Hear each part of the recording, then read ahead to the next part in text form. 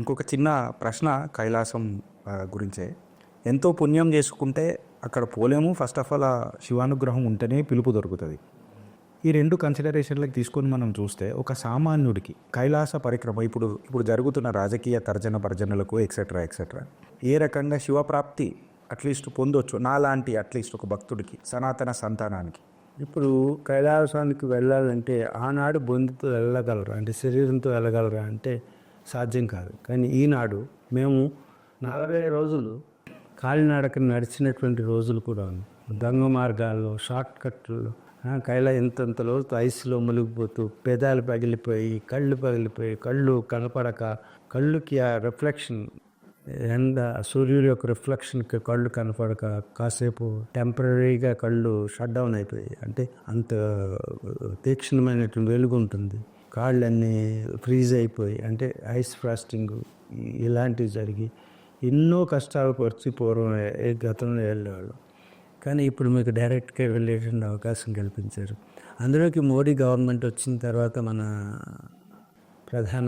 మాననీయ ప్రధానమంత్రి మోడీ వచ్చిన తర్వాత మన ఇండియా వైపు నుంచి, భారతదేశం భూభాగం నుంచి కైలాసాన్ని దర్శించేటువంటి అవకాశం కల్పిస్తున్నారు. నెక్స్ట్ మనకు దగ్గరలో ఉంది. నేను మొన్నే వెళ్ళొచ్చాను. ఆ మార్గంలో కైలాసాన్ని దర్శించి వచ్చాను. లిపు లేకు, చోటా కైలాస్ అటు మీదుగా మనం వెళ్ళి చివరికి మనం దర్శనం చేసుకోవచ్చు. ఈ అవకాశం ఎలాంటి వీసాలు, ఎలాంటి నిబంధనలు లేకుండా మనం కైలాసాన్ని దర్శించుకునే అవకాశం మోడీ గవర్నమెంట్కి కలగజేసింది. మన అదృష్టం.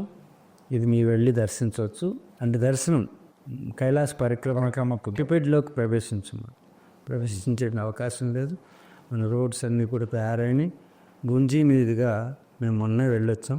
అదే కారులో దాదాపు 18,6 కిలోమీటర్లు ప్రయాణం చేసి అక్కడ వరకు కైలాసం వరకు, అంటే చోటా కైలాస్, లిపు లేక్ వరకు వెళ్ళి మిలిటరీ పర్మిషన్ తీసుకుని వెళ్ళొచ్చాం. అక్కడ మన రాష్ట్రానికి చెందినటువంటి వాళ్ళు అక్కడ మిలిటరీ ఆఫీసర్గా ఉన్నారు. ఆ పర్మిషన్లు అవి తీసుకుని మొట్టమొదటిసారిగా దర్శనం చేసుకుని రావడం జరిగింది. కాబట్టి మీ బాటు వారు కాదు, ఎవరైనా సరే ఇక్కడి నుంచి భారతదేశం నుంచి దర్శనం చేసుకునే అవకాశం మాత్రం ఉంటుంది. టిబెట్లో, చైనాలో ప్రవేశించాలంటే దాదాపు మీ యొక్క స్తోమతను బట్టి, అంటే 3 లక్షల నుంచి 6 లక్షలు కూడా ఖర్చు అవ్వచ్చు. మీరు కైలాస పరిక్రమ చేయాలంటే, టిబెట్లో, చైనాలో ప్రవేశించాలంటే అతి సామాన్యుడికి సాధ్యమే. అంటే ధనం, సాధనం 2 కావాలి కైలాసానికి వెళ్ళాలి. సాధనం ఉన్నా, ధనం లేకపోయినా, ధనం ఉండి సాధనం లేకపోయినా 2 ఉండాలి. భగవద్ అనుగ్రహం ఉండాలి. ఆ భగవద్ అనుగ్రహం ఉంటే ఎవరైనా కైలాసాన్ని చేర్చుకోగలుగుతాడు. కాబట్టి కైలాసానికి వెళ్ళాలంటే, ఇప్పుడు దర్శనం చేయాలంటే భారతదేశ భూభాగం నుంచి చేయొచ్చు. కానీ స్పర్శనం చేయాలంటే చైనా వెళ్ళాల్సిందే. సులువుగా వెళ్ళొచ్చు, అందరూ వెళ్ళొచ్చు. కానీ ధనం ఖర్చు అవుతుంది. వీసా ఉండాలి, చైనా వీసా ఉండాలి. తప్పకుండా అందరికీ మీకు అక్కడ ఉండాలి. కానీ ప్రతి ఒక్కరూ దర్శించుకునే అవకాశాన్ని ఆ పరమేశ్వరుడే కలగజేస్తాడు. తప్పకుండా వెళ్ళవచ్చు. బాబాజీ, మీరు సౌర పీఠాధిపతులు, హిమాలయ యోగులు.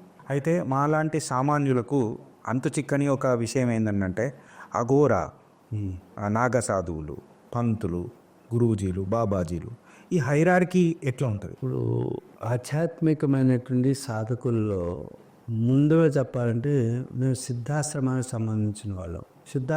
సంబంధించిన వాళ్ళు అతి తక్కువ మంది ఉంటారు. ఈ వ్యవస్థ అంతా కూడా ఒక మిస్టరీ అన్నమాట. చాలా ఎవరికి అర్థం కాదు. ఇది ఎవరికి అర్థమవుతుందంటే ఉత్తమోత్తమైనటువంటి సాధకులకి మాత్రమే అర్థమయ్యేది. ఈ విషయాలు హిమాలయ సీక్రెట్స్ అనేది ఎవ్వరూ బయటపెట్టలేదు ఇంతవరకు. ఈవెన్ నా అనుభవాలను మీరు అడిగితే నేను ఏదో చెప్పాను. అంటే ఇలాగే ఉంటుందంతా. ఎక్కడికి వెళ్ళినా మీరు హిమాలయ సీక్రెట్స్ ఎవరు రివీల్ చేయరు, ఓపెన్ చేయరు. ఎప్పుడు ఏ హిమాలయ సాధకుడు కూడా ఎప్పటికీ మిస్టరీగానే ఉంచుతారు. ఎందుకంటే అది స్వీయ అనుభవం, ఎవరికి వాళ్ళు అనుభవించాల్సిందే. కానీ ఇంకొకరి అనుభవాన్ని ఇంకొకటి అనుభవించడం లేదు. అందుగురించి ఆ సీక్రెట్ సాధకులకు మాత్రమే అర్థమవుతుంది. హిమాలయాల్లో ఉన్నటువంటి ఈ వ్యవస్థలన్నీ కూడా ఒకప్పుడు ఏమైపోయినాయంటే, సనాతన సాంప్రదాయానికి, సనాతన ధర్మానికి పాషండ మతాలు ప్రారంభమైపోయినాయి. ఇప్పుడున్న పరిస్థితే మా మతం గొప్ప, మా దేవుడు గొప్ప, ఇలా అనేక మంది వచ్చేసారు. రావడమే కాదు, వ్యక్తులు కూడా వారు సొంత మతాలు పెట్టేశారు. ఇలా 700 మతాలు ఆక్రమించేసి భారతీయ సనాతన ధర్మం మీద విఘాతం కలిగించడానికి 700 మతాలు వచ్చినాయి. మతాలు అంటే లేదు, ఎవరికి అభిమతం ఉంటే వారి అభిమతాన్ని ఒక మతం చేసేస్తున్నారు.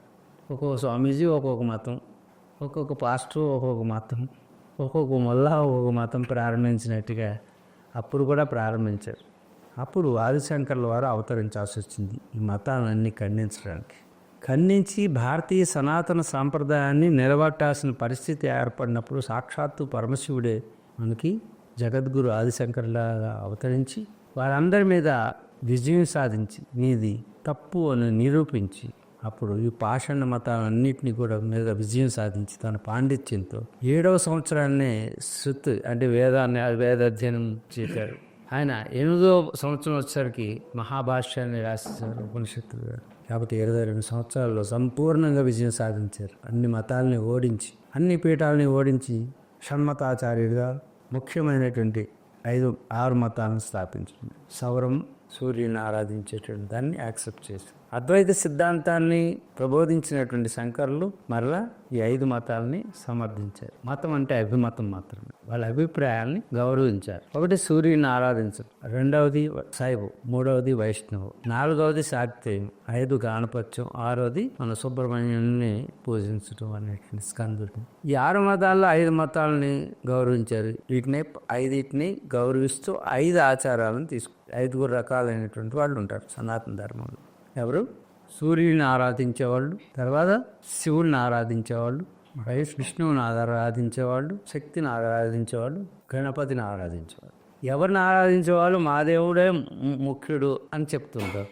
ఇంకా 5ని మూలంగా తీసుకుని మన యొక్క భారతీయ సనాతన ధర్మంలో అవి కలిసి ఉన్నాయన్నమాట అంతర్లీనంగా. ఇవి కానిటువంటివి మిగతా ఏ మతమైనా అది పాషాణ మతం, వాటిని విశ్వసించాల్సిన అవసరం లేదు. ఎందుకంటే ఇవన్నిటికీ ఆమోదముద్ర పొందినటువంటివి ధర్మాలు ఏవైతే ఉన్నాయో మతాలు అంటే అభిమతం. మతం అంటే వారి అభిప్రాయం. కానీ ఇది సనాతన ధర్మానికి సంబంధించింది కాదు. సనాతన ధర్మం అంటే ధర్మం వేరు, అభిమతం వేరు. ధర్మాన్ని అర్థం చేసుకుని వాళ్ళు ఆచరించే విధానాన్ని మతం అంటారు. మతానికి దైవం ఉంటుంది, సనాతనానికి ఉండదు. ధర్మమే దైవం. అర్థమవుతుంది? అందుకు సనాతన ధర్మానికి దైవం ధర్మం అయితే సనాతనానికి ఇక్కడ ఈ 5 మతాల్లో ఎవరి మతం శాక్తేయం అంటే శక్తే సర్వస్వం అని పూజించేది. శైవంలో శివుడే సర్వస్వం, వైష్ణవంలో విష్ణువే సర్వస్వం, గణపతే సర్వస్వం అని. ఇవన్నిటినీ కూడా వీళ్ళు పేరు పెట్టుకున్న ముద్దు పేరు హిందూ మతం. ఏంటి? హిందూ అనేటువంటి పదం లేదు, కానీ సింధు అనేటువంటి పదం ద్వారా హిందూ ఏర్పడింది అని వీళ్ళు అంటున్నారు. కానీ హిందూ అంటే అది మనకు సంబంధించిన మన భాష. భారతీయ భాషల్లో హిందూ అనే పదం లేదు. అది ఇతర దేశాల నుంచి మనం రాబడినటువంటిది. ఇతర దేశాల్లో మనం పరిపాలిస్తున్నప్పుడు, అరబ్బులు పరిపాలించినప్పుడు హింద్ అనే పదం వచ్చింది. అక్కడి నుంచి హిందూగా మారింది. ఎవరు పార్సీలు వచ్చినప్పుడు హిందూగా మారింది. తర్వాత డచ్, పోర్చుగీస్ వాళ్ళు వచ్చిన తర్వాత అది హిందీగా మారింది. హిందీ ఇండియాగా మారింది. ఇండియాగా మారింది బ్రిటిష్ వాళ్ళ టైంలో. అంతేగాని దానికి నువ్వు గూగుల్లో ఒకసారి చూసి చెప్పు హిందూ అనే శబ్దానికి అర్థం చూడు. స్లేవ్స్ బానిసలు, బ్లాక్స్. హిందూ అనే శబ్దానికి బ్లాక్స్, థీవ్స్ అని గూగుల్ చెప్తుంది. అంటే దొంగలు, బానిసలు, 3వది నల్లవాళ్ళు. ఇది హిందువులు అంటే. ఇప్పటికీ మీరు హిందూ మతం అని పిలుచుకుంటే ఇట్స్ ఓకే, నాకు అభ్యంతరం లేదు. ఉందా లేదా? కొంచెం ఉంది. ఆ 3 పదాలు ఉంది. అంటే ఇది ఇతర దేశాల నుంచి మనకి ఆ వలస వచ్చినటువంటి వాళ్ళు మన మీద వేసినటువంటి ఒక పదాన్ని మనం హిందూ మతం అంటున్నాం. కానీ దీనికి ప్రామాణికమైనటువంటి హిందూ ఎలా అవుతుందంటే సింధు నది పరివాహక ప్రాంతంలో అభివృద్ధి చెందినటువంటి నాగరికత ఆధారంగా, సింధు నాగరికత ఆధారంగా మన జీవన విధానాన్ని పెంచుకున్నాం కాబట్టి హిందువులు అనేటువంటి సమర్థనీయమైనటువంటి ఒక వాదన ఉంటుంది. అప్పుడు హిందూ అవ్వం, సింధు అవుతాం. అందుకు ఈ సింధు నాగరికత మనకి ఎప్పుడు అడ్వాన్స్డ్ నాగరికత. అందరికంటే నాగరికులు ఎవరైనా ఉంటే భారతదేశంలో ఉన్నారు, సింధు పరివాహక ప్రాంతంలో ఉన్నారు అనేటువంటి దాని ద్వారా మనం హిందువులుగా చెప్పబడుతున్నాం. అయితే సనాతన ధర్మం మాత్రమే అజేయము, అమరం. ఇలాంటి సనాతన ధర్మాన్ని నిలబెట్టడానికి ఆదిశంకర్ల వారు వచ్చి క్లాసిఫికేషన్ చేశారు. అప్పటి వరకు ఉన్నటువంటి పాషాణ మతాలు 700 పాషాణ మతాలని విజయం సాధించండి వాక్చాతుర్యంతో ప్రామాణికమైనటువంటి శాస్త్రాల ఆధారంగా 22 సంవత్సరాల్లో పూర్తి చేశారు తన జాబ్ని. చేసి వారు 4 పీఠాలను ప్రతిష్ఠించారు. ఉత్తరాన్ని జ్యోతిష్ మఠం, దక్షిణాన మనకి శృంగేరి, తూర్పున మనకి గోవర్ధన పీఠం, పశ్చిమాన ద్వారకా పీఠం. ఈ 4 పీఠాలకి 4 శిష్యుల్ని శంకరాచార్యుల వారుగా నా యొక్క ప్రతిరూపంగా ఇక్కడ ప్రతిష్ఠిస్తున్నాను.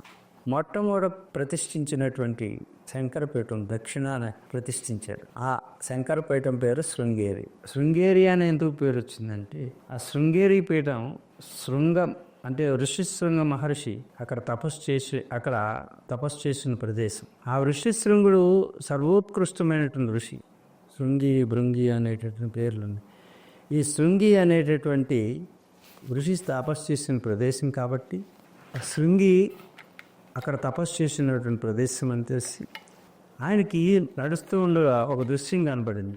తుఫాన్ వస్తుంటే వెళుతూ ఉన్నారైనా అక్కడ ఒక కప్ప ప్రశ్నిస్తూ ఉంటే ఆ ఊరిగాలిలో దాంట్లో అసలు ఆ తల్లి బిడ్డను ప్రశ్నిస్తుంటే బాధ కలుగుతూ అలా చూస్తున్నారు. ఈలోపు ఒక పాము వచ్చి, సర్పం వచ్చి దానికి షేడ్ పట్టింది. ఈ వర్షం పడకుండా ప్రశ్నించేటువంటి అవకాశాన్ని కల్పిస్తూ, ఏమిటి ఆశ్చర్యం, పరస్పర బద్ధ విరోధులైనటువంటి ప్రాకృతిక విరోధం కలిగినటువంటి 2 జంతువులు.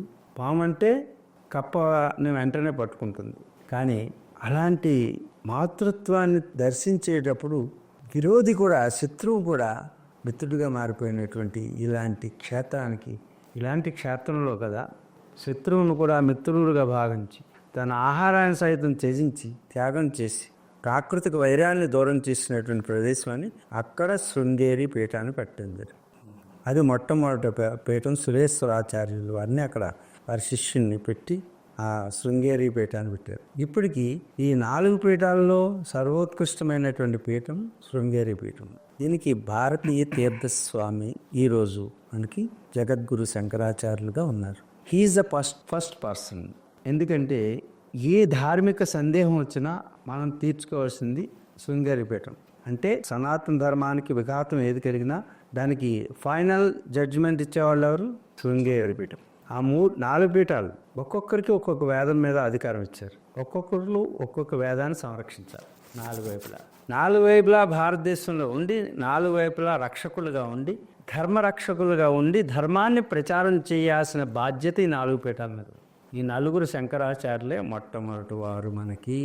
ఇక దాని తర్వాత ఈ శంకర్లు ఏర్పాటు చేసిన 2వ వ్యవస్థ, శాస్త్రాల ద్వారా పరిరక్షించబడేటటువంటి భారత సనాతన ధర్మాన్ని శాస్త్రాల ద్వారా పరిరక్షించేటటువంటి సైనికులు ఎవరు?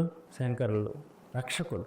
కానీ రక్షకులకి సైనికులు కావాలిగా, ప్రభువులు. వాళ్ళు 4 వైపులా 4 ప్రభువులు నియమించారు. మరి వాళ్ళకి సైన్యం కావాలి. వాళ్ళ శాస్త్రాలతో ధర్మాన్ని నిలబెడితే శస్త్రచికిత్స చేయాల్సినప్పుడు శస్త్రాలతో ముందుకొచ్చే సైన్యం కావాలని నాగాసేనని నిర్మించడం జరిగింది. ఇది ఇప్పుడు అసలు సబ్జెక్ట్. నాగాసేన అంటే నంగా అని అర్థం. నంగా అంటే ఒక మనిషికి ఏదైనా చిన్న అవసరం ఉంటే బానిసగా మారిపోతాడు. ఏ అవసరం లేనివాడు ఏదైనా చేయగలడు. అవసరం ఉందంటే లొంగిపోతాడు మనిషి. కాబట్టి సైనికుడు అనేవాడికి అవసరం ఉండకూడదని ఒంటి మీద బొడ్డ కూడా లేకుండా నాగా సాధువులుగా మార్చి ఆ నాగా సాధువులు ఎన్ని రకాలు? శైవము, ఇప్పుడు పంచి ఉన్నాయి కదా 5 రకాలుగా ఆరాధన చేస్తూ గిరిలో ఉంటారు. నీ పేరు గిరి, పురాల్లో ఉంటారు. తీర్థాల్లో ఉంటారు. అరణ్యాల్లో ఉంటారు. విద్యారణ్య అని వస్తుంది. చివర విద్యానంద గిరి అని వస్తుంది. విద్యానంద సరస్వతి, విద్యానంద సాగర. ఆ చివర వచ్చేటటువంటి పేరుని బట్టి వీళ్ళు ఏ కల్టకు చెందిన వాళ్ళు, ఎక్కడ ఉంటారు అనే అడ్రస్ తెలిసిపోతుంది మనం. గిరి, పురి, తీర్థ, అరణ్య, వన్, అలాగే సాగర్, అలాగే సరస్వతి ఇత్యాది నామాలతోటి సాధనలు ఈ ఆయా ప్రదేశాల్లో ఉండి వాళ్ళు ఎప్పుడూ కూడా శస్త్ర శిక్షణ, అక్కడ శాస్త్ర శిక్షణ. 4 వైపులా శాస్త్ర సంరక్షణ, శాస్త్ర శిక్షణ ద్వారా ధర్మ ప్రతిష్టాపన. ఇక్కడ శస్త్రాల ద్వారా అంటే ఈ శాస్త్రానికి లొంగనవాన్ని శస్త్రాలకు లొంగ తీసుకుంటాం. అందుకు ఒక సేనను ఏర్పాటు చేశారు. దీన్ని ధార్మిక సేన, మార్మిక సేన, కార్మిక సేన. అదే నాగాసేన. ఏదో అనుకుంటున్నారు. వ్యవస్థ అనేది ఈ మతాలు పుట్టగొడుగుల్లో పుట్టుకొచ్చి ఇతర దేశాల్లో పుట్టుకొచ్చినటువంటి ఎడారి మతాలు సంస్కృతి అనుకుంటున్నారు. భారతీయ పటిష్టమైనటువంటి పక్కడ్బందీగా కూడినటువంటి సంస్కృతి, శానా కలిగినటువంటిది భారతీయత. అందరినీ అన్నదమ్ములుగా చూస్తాం ఎక్కడి నుంచి వచ్చినా.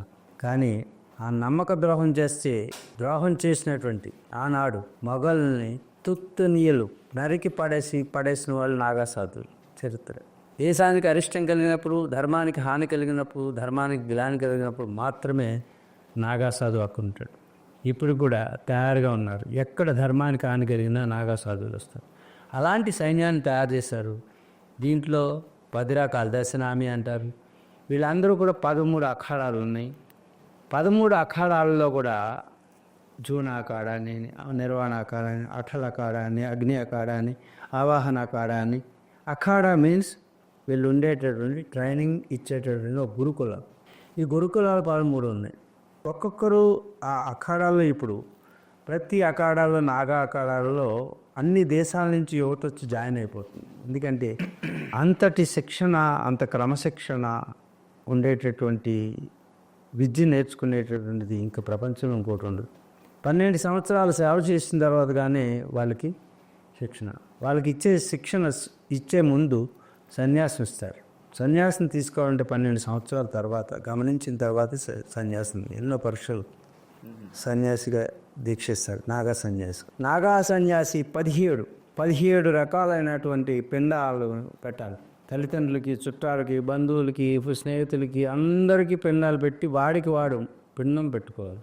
7 జన్మల పిండాలు పెట్టేశారు. పెట్టిన తర్వాత వాడి శరీరాన్ని కూడా వదిలేశాననేటటువంటి స్థితి, అంటే చనిపోయింది. కాక్ బన్నా చాయి ఇసిలియే లోగోనే బబూతి పైంతే. బబూతి అంటే ఎప్పుడు బూడిదవుతాడు మనిషి? శరీరం ఎప్పుడు బూడిదవుతుంది? ఎప్పుడవుతుంది? మనం దానం చేసినప్పుడు చనిపోయాడు. అందుకే శరీరాన్ని దహనం చేశాననే భావన కలగజేయడానికి భభూతి వస్త్రధారణ చేస్తారు. భభూతి అంటే విభూతి, అంటే శరీరం కూడా లేదు, అశరీరులు. ఆ శరీరం ఈ ధర్మం కోసం త్యాగం చేశారు. తల్లిదండ్రులను త్యాగం చేశారు, అన్నదమ్ముల్ని, అక్కచెల్లని, కాలాన్ని, మొత్తం ఋతువుల్ని, దేశాన్ని అన్నిటినీ త్యాగం చేసి దేహం కన్నా దేశం మిన్న అనేటటువంటి ఒక సైన్యం ఏదైనా ఉంటే మన మిలిటరీ వాళ్ళు ఇప్పుడు కాపలా కాస్తున్నారు బార్డర్లో ఉండి. అదే బార్డర్లో ఉండి తపశ్శక్తితోటి రక్షిస్తున్నారు మన నాగా సైనికులు. అందుకు వారికి వీరికి మన సరస్వతి, మన దేశం నమస్కారం చేయాలి. వారికి సాల్యూట్, వీరికి నమస్కారం. ఇలాంటి వారు అందరూ వచ్చి పాల్గొనేటువంటి మేళా ఏదైనా ఉంటే ఈ భూమండలం మీద, అదే కుంభమేళ. ఈ కుంభమేళ ఆ సమయంలోనే వీళ్ళందరూ అక్కడికి వస్తారు. మొత్తం అందరం కూడా ఎవరెవరు ఏ స్థానాల్లో ఉన్నా సరే కుంభమేళ సమయంలో వస్తుంది. ఈ కుంభమేళ ఎందుకు జరుగుతుంది? ఈ కుంభమేళకి అది ఉంది, పౌరాణిక అది ఉంది. ఆ అమృతం అక్కడ 4 స్థలాల్లో పడిందని, క్షీరసాగర్ మదం నుంచి వచ్చినట్టు. ఆ సమయంలో మకర రాశిలో సూర్యుడు ప్రవేశించే సమయంలో అక్కడ జరుగుతోందని. 14 రాశిలో ప్రవేశిస్తే 4 చోట్ల జరుగుతుంది. ఒకటి హరిద్వార గంగా నదిలో, రెండవది క్షిప్రా నది మనకు ఉజ్జయినిలో, మూడవది ప్రయాగరాజ్, 4వది త్రయంబక్ గోదావరి నదిలో. త్రివేణి సంగమంలో జరిగేటటువంటి మహాకుంభమేళ. ఇది ప్రయాగరాజ్ అంటారు. అన్నింటిలో కల్లా సర్వోత్కృష్టమైన ప్రదేశం ప్రయాగరాజ్. అలాంటి అవకాశం ఇప్పుడు మనకి ఈ సంవత్సరం మనకు వస్తుంది. జనవరి 13వ తారీఖు నుంచి ఫిబ్రవరి 26వ తారీఖు వరకు కుంభమేళ జరుగుతుంది. ఇది భూమండలం మీద అతి పెద్ద గ్యాదరింగ్, అంటే ఒక జాతరగా చెప్పబడుతుంది. ప్రపంచంలో ఉన్నటువంటి అన్ని దేశాల వారు ఇక్కడికి వస్తారు. వాళ్ళు భక్తితో వచ్చేవాళ్ళు కొందరైతే, దాన్ని రీసెర్చ్ చేయడానికి వచ్చేవాళ్ళు, ఆంథ్రోపాలజిస్టులు, ఈ సంప్రదాయాన్ని ఎలా ఉందో వాళ్ళకు అనుకోవడానికి అనేక స్టూడెంట్స్, అనేక యూనివర్సిటీ నుంచి దీనికి రీసెర్చ్ చేయడానికి సైంటిస్టులు అందరూ వస్తుంటారు. అంతేకాదు ప్రపంచ కెమెరాలన్నీ కూడా అక్కడే ఉంటాయి. ప్రపంచంలో ఉన్నటువంటి అన్ని మీడియాలు కూడా అక్కడే ఉంటాయి. 70 కోట్లు వస్తారని అంచనా వేస్తున్నారు. 1,20,00,000 మంది ఓన్లీ నాగా సాధువులు వస్తారు. వీళ్ళందరూ వచ్చి అక్కడ పుణ్యస్నానం ఆచరిస్తారు. దాన్ని సాయి స్నానం అంటారు. సాయి స్నానం అంటే 6 స్నానాలు ఉంటాయి, 6 తిథుల్లో. 14వ తారీఖు మకర సంక్రమణ, తర్వాత 19వ తారీఖు, తర్వాత మౌని అమావాస్య, సప్తమి, అలాగే గల సప్తమి, తర్వాత శివరాత్రి. 6 స్నానాలు ఉంటాయి. 6 స్నానాలు కూడా ఈ యొక్క యోగి పంత్ అని ఉంటుంది, సతో పంత్ అని, సత్పురుషుల యొక్క పంద అని వాళ్ళు నడిచే చోటుని మనకి వేరేగా ఉంటుంది, దాన్ని ఎవరు ముట్టుకోకుండా పెడతారు. దాంట్లో మేము అందరం కూడా స్నానం చేయడానికి వెళ్ళేటప్పుడు అందరూ ఇన్ని కోట్ల మంది కూడా ఆ పక్కన అలా చూస్తూ దర్శనం చేసుకుంటారు. ఎందుకు ఇది ఎంత పవిత్రమైందంటే గంగలో స్నానం చేస్తే అందరికీ పాపం తొలుగుతుంది అని అంటారు. మరి ఈ పాపం అంతా గంగ స్వీకరిస్తే గంగ పవిత్రత పోతుంది కదా అని అడిగినటువంటి గంగ ఆ యొక్క దైవాన్ని ప్రార్థన చేసి, నా పాపం ఎవరు పోగొడతారు, అందరి పాపాన్ని నేను పోగొడితే నాకు ఆ శక్తిని ఎవరిస్తారు, కాబట్టి తిరిగి నా తపశ్శక్తిని నేను పొందాలంటే ఏం చేయాలి, పాపం చేసిన వాళ్ళందరూ పాపాన్ని నేను తొలగిస్తే నా పాపాన్ని ఎవరు తొలగిస్తారు. అప్పుడు వరం ఇచ్చాడు. నాగా సాధువులు కుంభమేళా సమయంలో ఈ స్నానం చేస్తారు కాబట్టి వాళ్ళ పవిత్రత నీకు వచ్చి మళ్ళీ తిరిగి నీ పాపం అంతా పోయి పవిత్రతని ప్రసాదించేటటువంటి వాళ్ళు నాగా సాధువులు. అంత మహత్తరమైనటువంటి గొప్ప సాధకులైనటువంటి నిరంతర దైవ చింతనలో గడిపేటటువంటి నాగా సాధువుల యొక్క పరంపరాగతమైన సాంప్రదాయం కలిగింది. నా తల్లి భారత రక్షణ కోసం ఏర్పాటు చేసిన శిక్షణతో కూడినటువంటి శిక్షణ అనుభవిస్తూ సర్వత్యాగాల్ని వాళ్ళు చేస్తూ ఉత్కృష్టమైనటువంటి సాధకులుగా నిలిచి భరతమాత సంరక్షకులుగా నిలిచిన వాళ్ళే నాగాసాధు. 13 అఖాడాలు, 5 రకాలైనటువంటి సాధనలు, 10 రకాలైనటువంటి ప్రదేశాల్లో ఇది భారతీయ సనాతన సంప్రదాయ సమగ్ర విశ్లేషణ. ధన్యోస్మి బాబాజీ. మీరు హైరార్కీ చెప్పినారు, కైలాస కొంచెం గొప్పను మాకు అర్థమయ్యేటట్టు కూడా కైలాస అనుభూతి కల్పించారు.